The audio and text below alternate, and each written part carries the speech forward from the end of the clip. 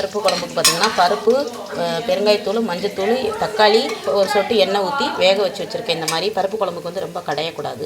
இப்போ இந்த பக்கம் பார்த்திங்கன்னா இது 3 ஸ்பூன் எண்ணெய், கடுகு, உளுந்தம்பருப்பு, அதுக்கப்புறம் பார்த்திங்கன்னா ஜீரகம், மிளகு, பூண்டு தட்டி போட்டிருக்கேன், வரமிளகாய், வெங்காயம் போட்டு கருவேப்பிலை.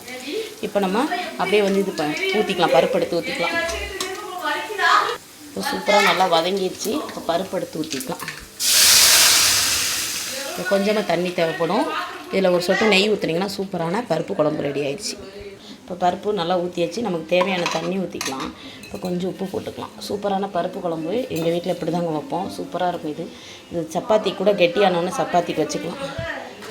இப்போ பருப்பில் கொஞ்சம் தண்ணி இருந்துச்சு பார்த்துக்கோங்க. நான் அதை அப்படியே எடுத்து ஊற்றிக்கலாம். இப்போ பருப்பு குழம்பு சூப்பரான நம்ம வீட்டில் பருப்பு குழம்பு ரெடி ஆயிடுச்சு. இப்போ ஒரு கொதித்த உடனே நம்ம இறக்கிடலாம். இது சூப்பரான நம்ம வீட்டில் பருப்பு குழம்பு ரெடி ஆயிடுச்சு. இப்போ மல்லி இலை போட்டு கடைசியில் இறக்கிக்கலாம்.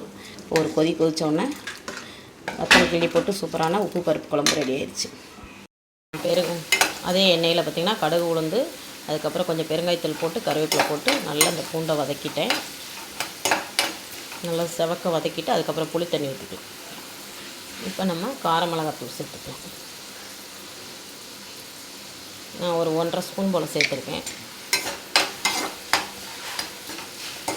நல்லா கலர்ஃபுல்லாக இருக்கும்.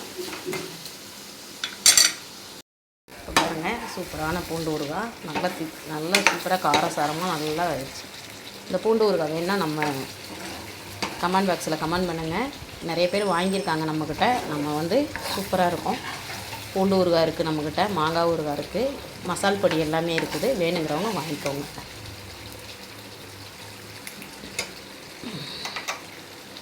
பாருங்கள், அரிசி வடகம் பொரிச்சிட்டேன். நான் சூப்பராக பொரிச்சாச்சு. இன்றைக்கி அந்த காரசாரமாக அந்த பூண்டு ஊறுகாய்க்கும் இந்த இதை வச்சு சாப்பிட போகிறோம். நம்ம வடகம் பொரிச்சிக்கிறலாம். இப்போ என்ன குழம்புன்னு பார்த்திங்கன்னா இன்றைக்கி சாப்பாடு மட்டும்தான்.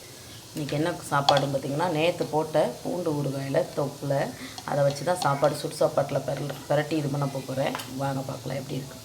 இப்போ வடகம் பாருங்கள், அரிசி வடகம் எப்படி பொரிஞ்சு வருதுன்னு. சூப்பராக இருக்கும் இந்த அரிசி வடகம் காரசாரம்.